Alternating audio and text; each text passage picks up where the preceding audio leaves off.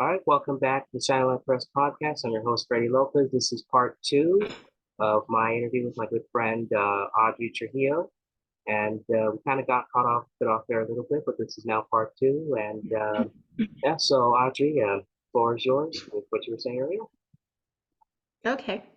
Well, we're just going to continue about Freddie, my friend here, and how he has abstained from alcohol at 21 years old. He's never touched alcohol. Um, just shows his character, shows that he lives a very straight life.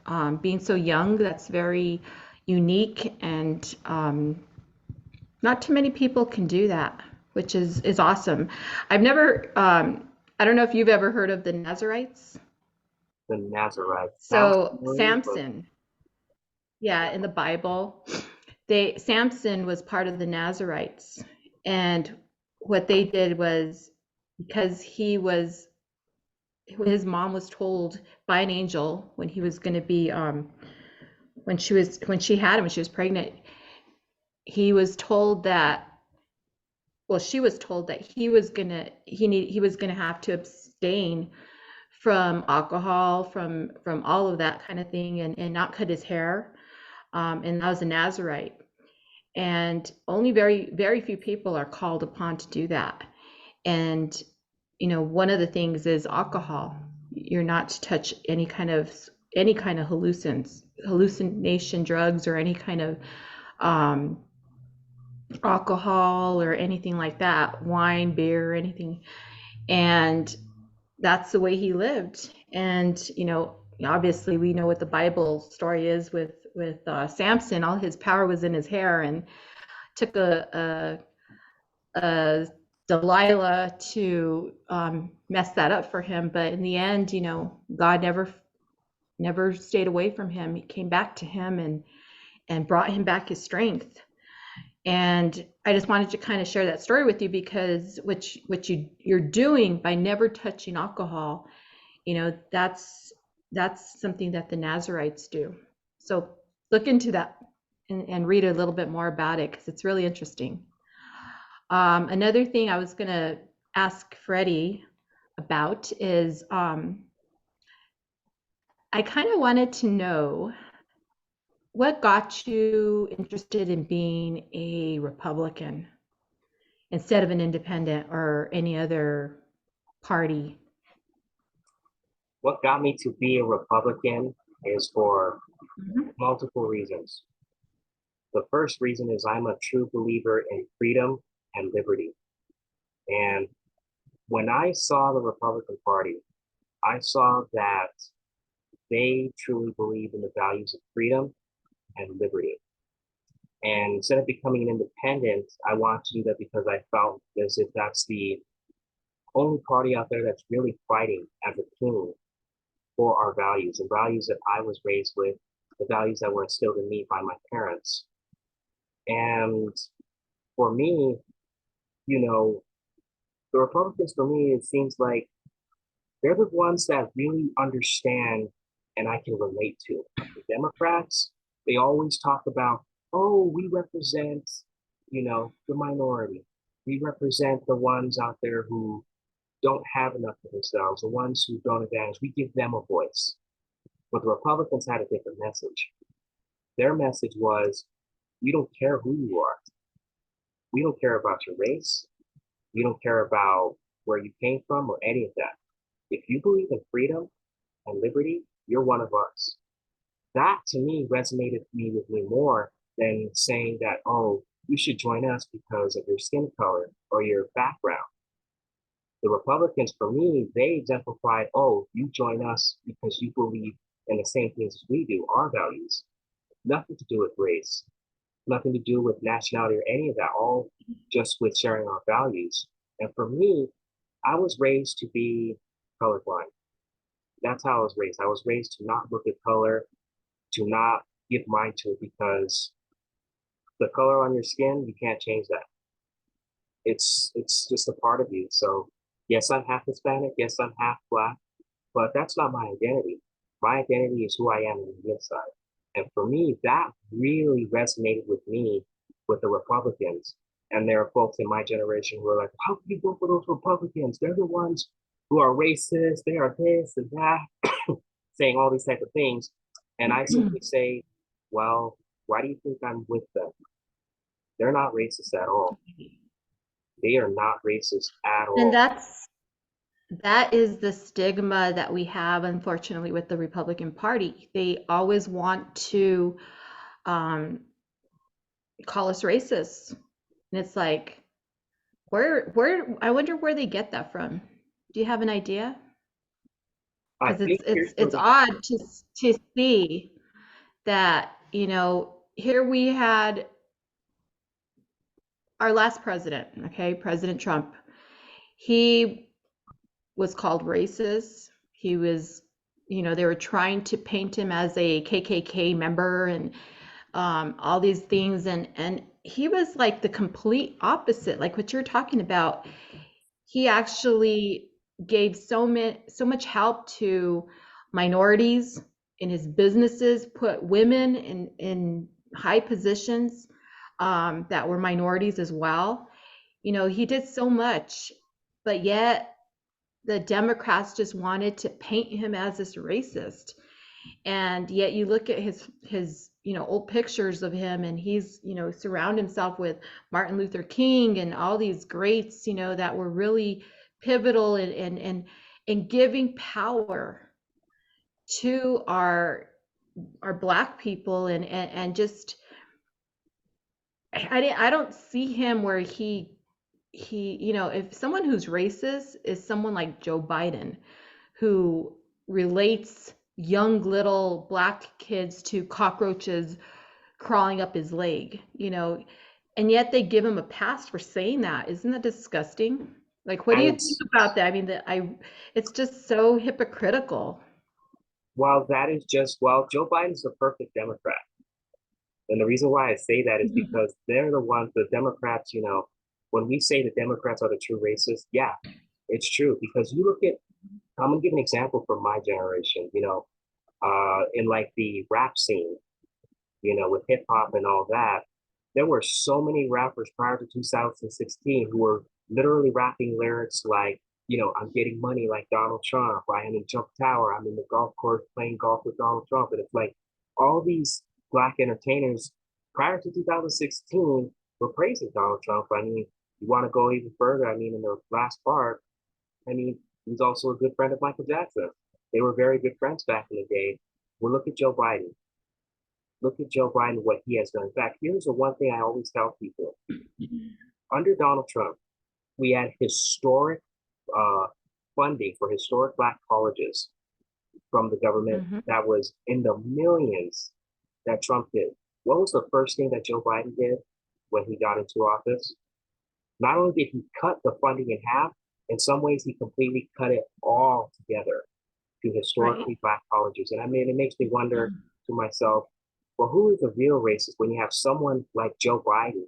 And as you said with this comment about black kids and cockroaches, I mean, when he was a senator, he even made a comment where he said he didn't want his kids living in a quote multiracial jungle. Hmm. Yep, I And it's remember like, that.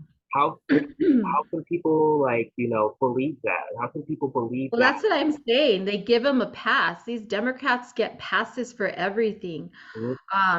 They put out this I don't know, they just want to control the media and the messaging. And one of the things that I really hope to help this year in 2023 is to change that message, and to really take control of what the Democrats are saying, because they control it. They control the narrative. We got to control our narrative. We got to take it back from them, and say, look, this is what the Republican Party stands for. The Democrats, are no longer the party for the people and the working man. It's the Republicans that are standing for you.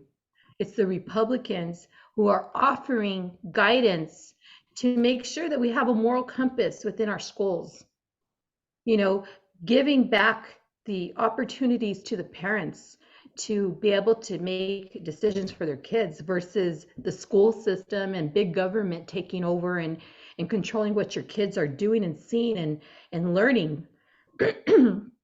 Parents, primarily should have that control. And what we're seeing right now is we have Democrats that are, and I'm not saying all Democrats, but these very progressive liberals, let's put it that way. Let's not even call them the party, because I don't even recognize the party as it is. Like I say, being from northern New Mexico, and I know you, Freddie, too, we were brought up Democrat, but the Democrats were such a different party back then.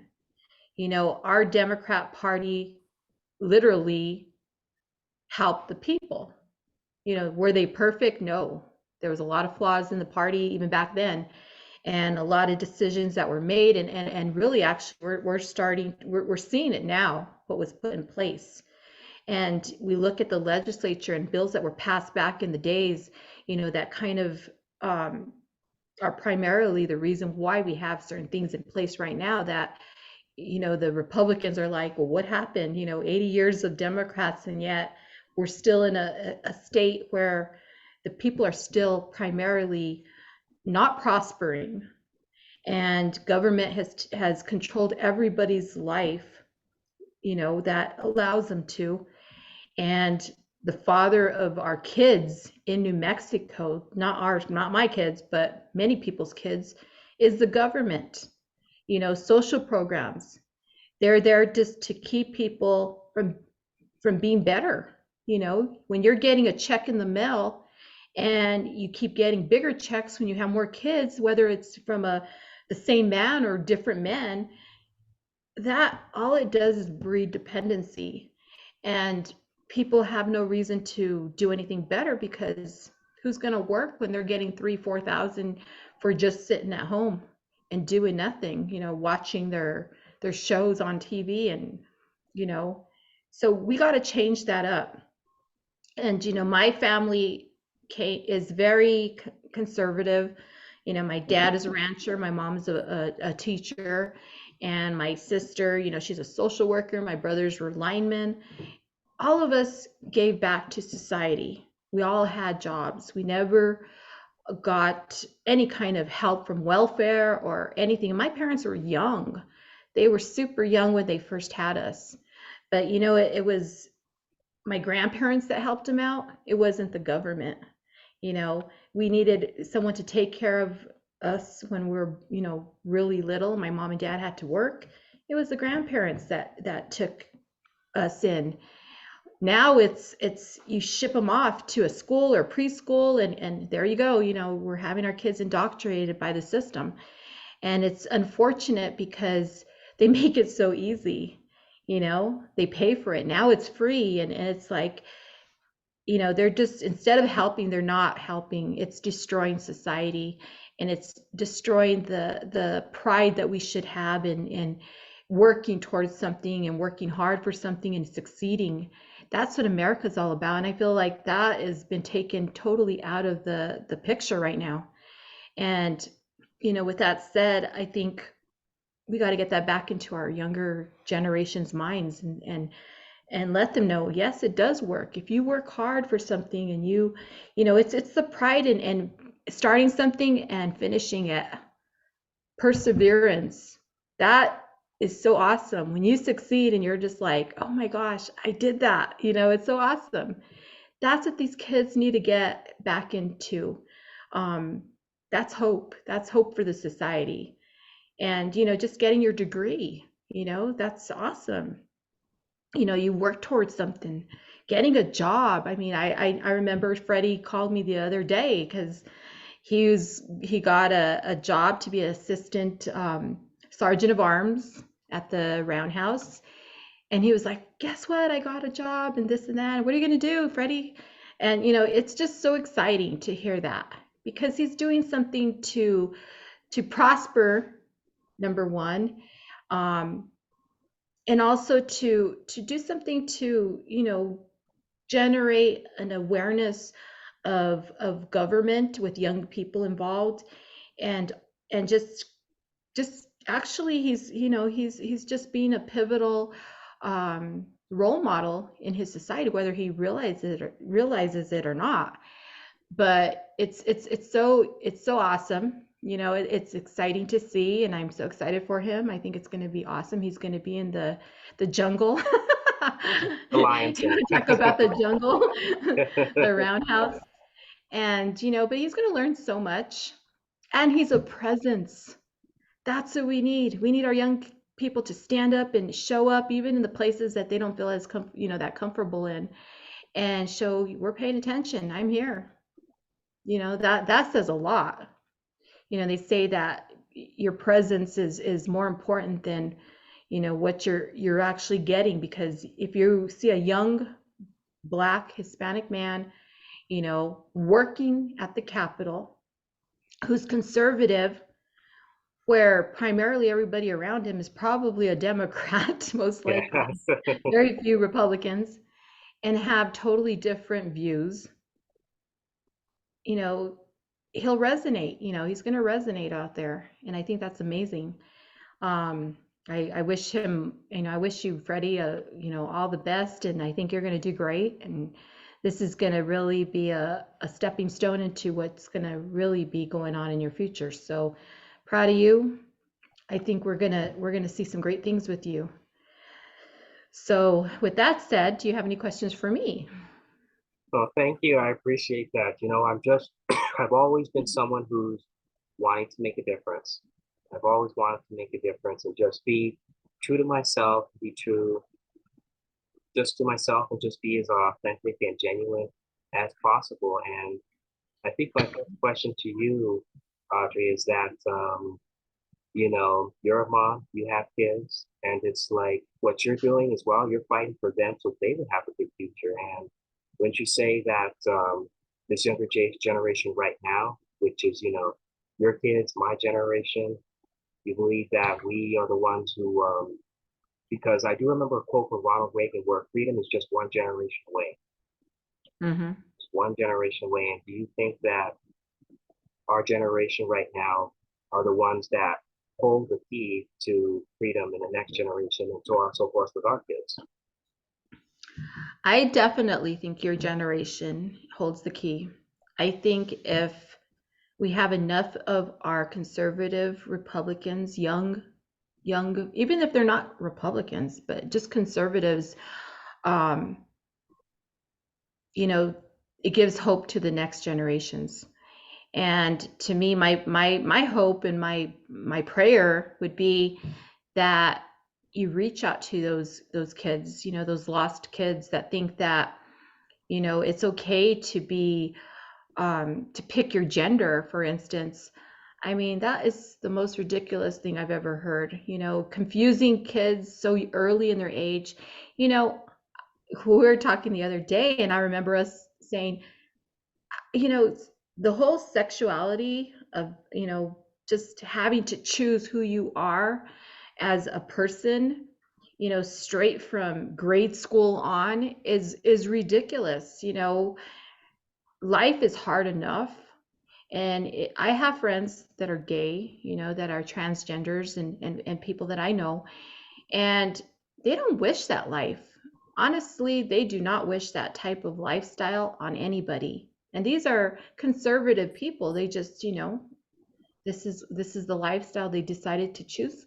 But they will tell you, all of every single person that I have ever met, and people that I know, they will tell you they do not wish that type of lifestyle on anybody.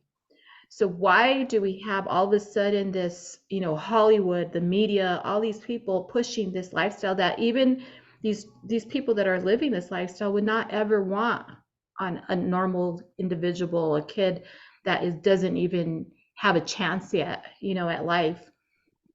It's just labels.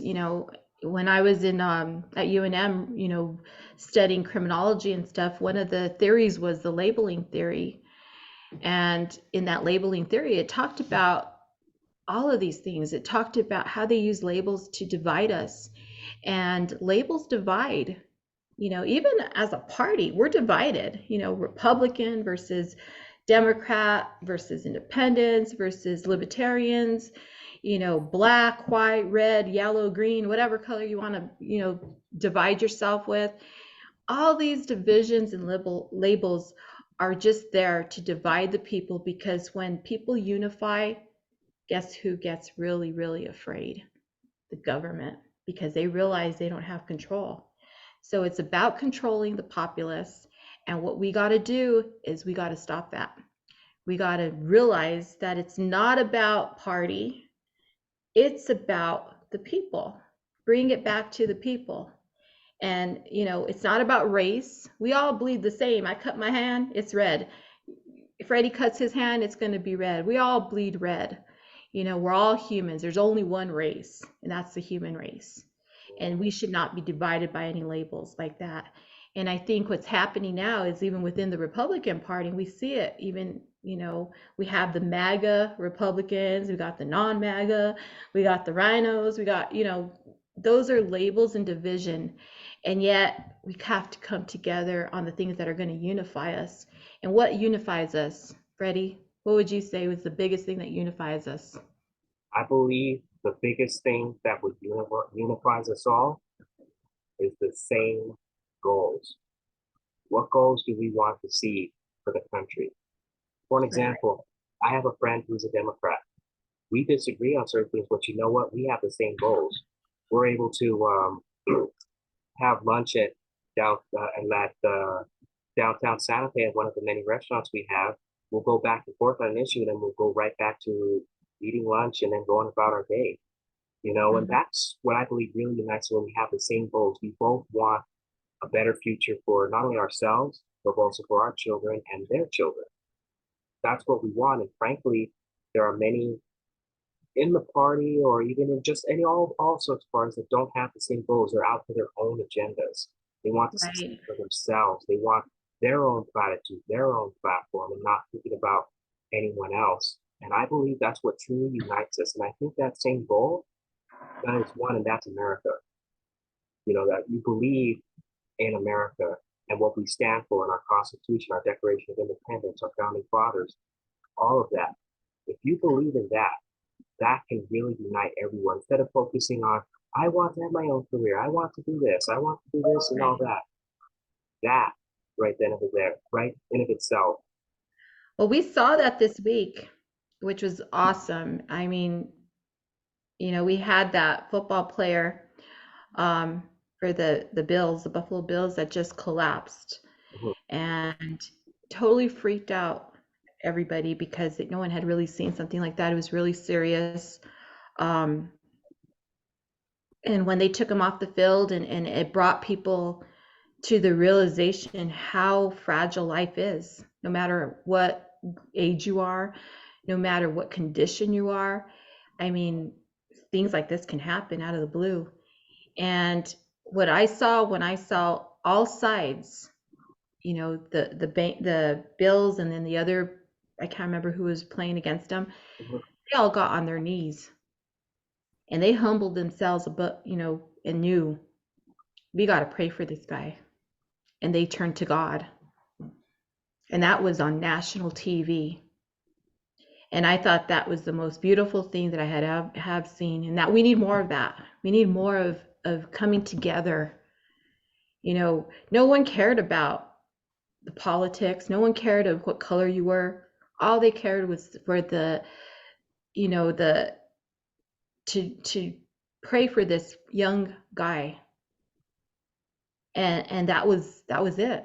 And I thought, gosh, if we could just bring that to a bigger scale. Forget about all these divisions, forget about the hate, forget about, you know, Democrats versus Republicans. You know, we all have to live together in this society. We all have to live together. How do we do that? How can we prosper each other and stop looking down at each other? Because, during this campaign, I saw, how our own team, we thought they were on our team, turned on us. Because why? Because they were trying to self fulfill their own pockets and their own egos. And how would they do that? By going against someone else. that made them stronger and feel like they were superior. But in reality, that weakened everything. It weakened our party. It weakened everything that we were trying to do and make change for New Mexico. We never worked as a team. And I'm going to be the first one to say that because the Republican Party did not work as a team. Wouldn't you agree, Freddie? Yes, from what we both saw that year on the campaign trail, it was just like everyone was at each other's throats for their own agenda. It was like Mm-hmm. everyone else. And I was like, at one point, I was just so discouraged. I'm like, gosh, what did I get myself into? I thought we were all on the same team. And that really, it hurt all of us. It didn't just It hurt, did. yeah, it didn't just hurt you. It You didn't know, just hurt me, it hurt everyone. anytime when you do not have cohesion, it hurts because the other side sees that as a weakness. And that was a weakness in our party. You know, we had a person who could have really, really been a strong leader running as governor and used his presence and his ability because he was very well known in New Mexico because he was on TV and people resonated with him. And his campaign chose to just totally just only support him. You can't support one person because all of us could coming together could have really strengthened, you know, that seat. And, you know, any questions, concerns, you know, us working as a team, we all had different strengths. We all have different flaws, you know, but together we created a strong presence for New Mexico for change. And, you know, unfortunately that hurt us. You know, that division, that just it really breaks my heart because, you know, so many people were looking for a change in New Mexico. They wanted people that were going to stand strong and you know stand up for all this horrible treatment of our people and you know our homeless and just you know it's major anxiety that people are going through right now because they don't know where we're going from here. And you know, are we going to go into another pandemic? You know, are we going to go into another lockdown? Are we going to lose more businesses? Can we stay here in New Mexico and survive another year like the last 2 years that we had with this last governor? You know, there is so many questions and the young people as well. You know, I went to a Turning Point group here at UNM and actually Kentron was part of that conversation. And you know, these kids are here because they have free college, but they're ready to leave. They're not staying here in New Mexico. And I don't even, you know, I can't blame them. What do they have here in New Mexico? You know, if there's not good jobs, if the government is continuously, you know, basically taxing us all to death, the wages don't go up, inflation, everything's more expensive now. You know, we have to choose whether we pay for gas in our cars or buy food for our tables. Um, you know, these are some major issues. You know, in general, students, you know, we call them starving students because you know they don't have a whole lot of money. But what we saw during this whole you know, forcing those vaccines that had not been tested on the young people and giving them incentives of what they were calling incentives, or I call them bribes, you know, $100 gift cards and this and that, and really focusing on the universities and stuff to go and get these untested vaccinations was really, really, really disturbing. And we should all be, you know, concerned about what they did and what this governor was capable of doing because she did not protect her New Mexicans. We don't know what's going to happen, you know, within 2 to 3, even maybe even a month from when they take these vaccinations, what it can cause. So we got to be concerned and you know, we got a lot to look forward to, but we also have to be very very curious as to where this governorship is going to go for the next 4 years, and what we have to do is get involved. Yeah. I think we're going to be, was it 9 more minutes? Yeah. We Yeah. get cut off. Yeah. Well, we got a little bit of time, but but I do agree. And mentioned the whole thing about unity. And I was born before this happened, but at 9/11, that was the last time I had ever seen the country truly united. There was this horrible, this horrific tragedy, this horrific, attack that we had saw to 9/11 that was so distressful that it impacted everyone. Nobody saw anything. In fact, actually, when you see our representatives, when they wear that American flag pin, fun Hmm. fact, prior to 9/11, nobody wore the American flag pin. Nobody did. It was until after 9/11 that all our representatives started wearing that American flag pin. And I remember my uncle, after 9/11, he joined the U.S. Navy. And that's someone that I'm really proud of because he's a personal hero to me. And you talk about all these things, and these can be solved if we just come together, put our boots on the ground, sit at the table, and get ready to get things done. And frankly, one of my friends, he's a very good friend of mine at community college. When I graduated, this is what he told me. He goes, "So, Freddie, where are you going to move to?"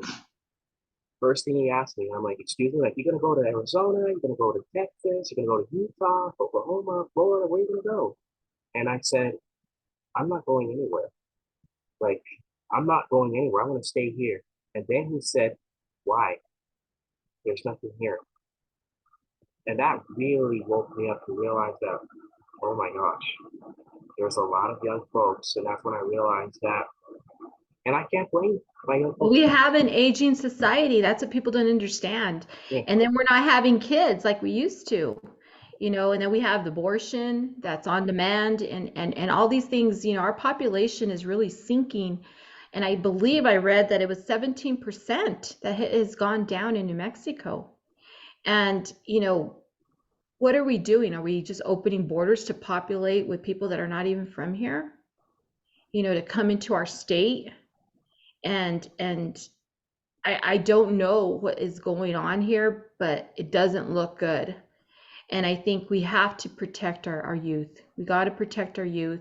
We got to make sure that we do not we don't neglect the fact that it's okay. It's okay to be conservative. It's okay to have a moral compass. It's okay to have an open mind and have conversations with liberals and other ideas, but always to have your moral ground, to make decisions that are right for you. I think a lot of time, control is it can be a very evil entity, and trying to control the narrative on either side. You have conservatives trying to control the narrative, and then you have your liberals, and then you got your far, far, far left and the far, far right conservatives. Um, they want to control everything. Let's not do that. I think the whole part of being free in a free society and free country is the fact that we get to choose. A lot of people always say, you know, don't talk about God. Don't talk about this when I was running for, my in my campaign. Um, but what they don't realize is, God is the most liberal person, or being, or whatever you want to call him, because he lets you choose. He lets you choose whether you want to follow him or not. We're not forced. And that's the way government needs to run. We can't force people to believe in our way, but there is a certain common goal to be able to have a safe society, and those are the things that we need to work on and talk about. Our borders being open, that is not safe for anybody. It's not safe for the people that are coming here, and it's not safe for the people that live here. And also, it's kind of like how you say a potato that gets rotten and you have it in there and it's eventually it's going to rot everything. Yeah. So, you got to make sure that you keep things in a fashion where the people are going to be safe. Is it not safe? Well, then let's not do it. Or let's make sure that we put provisions in there that are going to allow us to do things in a way where it's not going to hurt anybody. But we're seeing all of this, everything that's happening right now, and people are not, it's not safe for anybody. I don't feel safe. Do you feel safe? I mean, before in the older days, I guess you would call it the olden days. Yeah. um, but like even in the 80s and the 90s, you could go ride your bike as a kid to the park, and your parents wouldn't have to worry about you, and you could go play with your friends and hang out, this and that. Well, now it's like so scary that like even now for New Year's, I have older kids. I have an 18-year-old and a 20-year-old, and they hang out with really good kids, thank God. And but they were going to party. You don't think it crossed my mind like, oh God, I just, you know, praying for them, make sure they're safe, that, some idiot doesn't get all mad and start shooting up everybody. That's the society we live in right now. And it's unfortunate because I think, with technology, I think that helped take away a lot of the socialism that we really need, and for kids to learn. They're behind a computer all day long, a lot of them, even in school. And handwriting, writing your, that is so personal. It's been taken away in the schools. Everybody's on one of those little laptops, and that's all they do. That's how they're learning. Phones, we have these things here. And when do we actually give a call and talk to people, and say, oh, hey, mom and dad, I'm going to go up there and visit you guys. We just text, we, and we're all so caught up in all of this technology. Everybody's to blame. It's not just one person or the other, but I think we need to get back to the basics. We need to make sure that our society stops rotting away, because that's what it's doing right now. We're rotting away because we're allowing this stuff to control us. And then we go back to that word, control. It's all about control. Absolutely, absolutely. And got about less about a minute here, but I do think this was a great conversation. We discussed Mhm. many great things, and it's so good to, this is what America's about, just having a conversation just like this. And even though we agree on pretty much most, if not all, the issues, just having a conversation and sitting down and talking about what really matters. And I think that's what's really going to help us propel And you forward. said it right there. We need to have conversations with the people, that we don't agree with, and be able to go back and forth in a, very, very calm fashion, and talk about the issues without right away shutting people off. And I think that would be great. I'd like to see that on your podcast. Invite your Democrat friends, people that you don't agree with in issues, and talk about the issues in a way where you can all, have a very satisfying conversation and learn something from each other. There may be something that we didn't know. And we're so Absolutely. caught up in our echo chambers that we don't allow that, to even hear about it or what they're really thinking. And Mhm. they may learn something from us as well. Yeah, So, but thank you absolutely. for having me, Freddie. This is awesome. It's fun. Thank you. Yeah, I'm glad to have it here, and hopefully we can do this again sometime. But again, thank you to everyone who tuned in. This is part two, and if you like this video, please like and subscribe, and we will see you next time. And y'all have a good day, and you all have a happy New Year. And again, thank you for Audrey for coming. Bye. Thanks. Bye bye.